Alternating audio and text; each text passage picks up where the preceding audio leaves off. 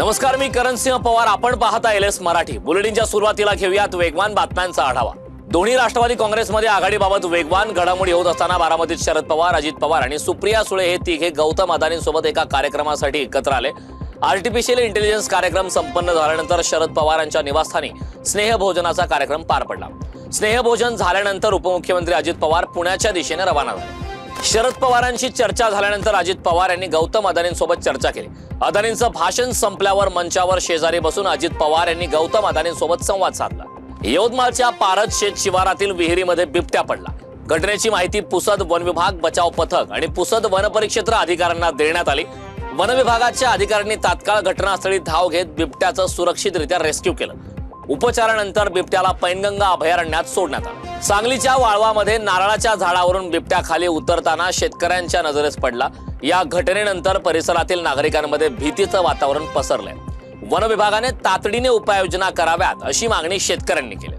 पुण्याच्या सिंहगड परिसरात बिबट्याचा वावर वाढल्याने वन विभागाकडून ठिकठिकाणी जनजागृतीचे फलक लावण्यात आलेत. बिबट्यांच्या वाढत्या वावरामुळे तातडीने आवश्यक उपाययोजना कराव्यात अशी स्थानिकांनी मागणी केली होती. यानंतर आता वन विभागाने खबरदारीचे फलक लावले असून सिंहगड भागात रात्रीची गस्त सुरू केली. पुण्याच्या शिरूर तालुक्यातील सोने सांगवीमध्ये 8 वर्षाच्या मुलीचा संशयास्पद मृत्यू झाल्याची घटना समोर आली. मुलीच्या पायाचे लचके तोडल्याने हा मृत्यू बिबट्याच्या हल्ल्यात झाला की इतर कोणत्या वन्य प्राण्याने हल्ला केला याबाबत अजूनही स्पष्ट माहिती नाही. दरम्यान पोलिसांनी घटनास्थळी भेट देऊन पुढील तपास सुरू केला. कर्तव्याच्या पलीकडे जाऊन खाकी वर्दीत असलेल्या माणुसकीचं दर्शन सांगलीच्या ईश्वरपुरात घडून आलंय.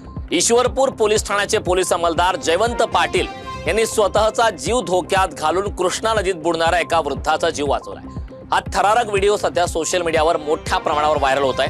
त्यानंतर आता या पोलीस कर्मचाऱ्यावर सर्व स्तरातून कौतुकाचा वर्षाव होतोय. अमरावतीच्या वायगावमध्ये शेतकरी आशिष इंगोले यांनी शेतात साठवून ठेवलेला गुरांचा चारा अज्ञाताने पेटून दिलाय. आगीत संपूर्ण चारा जळून खाक झाल्याने शेतकरी हवालदिल झालाय. पुढील काळात जनावरांसाठी चारा कुठून आणायचा, तूर येईपर्यंतचा कालावधी कसा काढायचा असा प्रश्न आता शेतकऱ्यांसमोर निर्माण झालाय.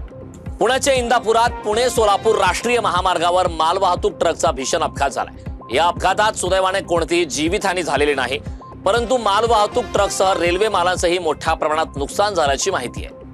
भंडारा जिल्ह्यात कृषी विभागाकडून 5 दिवसीय सूरगंगा तांदूळ महोत्सव आयोजित करण्यात आला होता.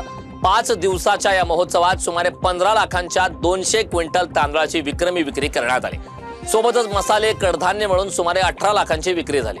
वेगवान बातम्यांचा आढावा घेतल्यानंतर या बुलेटिनमध्ये वेळ झालेली आहे. इथेच थांबण्याची. पाहत रहा एलएस मराठी.